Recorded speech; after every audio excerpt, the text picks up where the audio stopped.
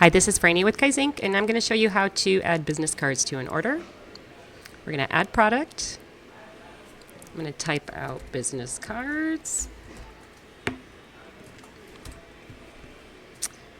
And this one says gloss front side. We'll click next, and I will show you how we can change that. We click on keep it blank. We're going to go here to add style, and what I need is the UV2 square corners. So I'm going to click that, add styles, and then I'm going to make sure to delete the one that I don't need. I'm going to add my quantity and add proposal. And then I'm going to add, oops, I didn't mean to do that. We're adding art. And I have, let's see,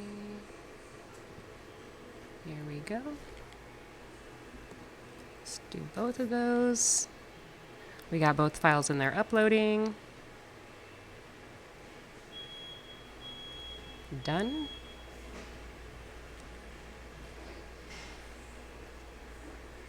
And there we go.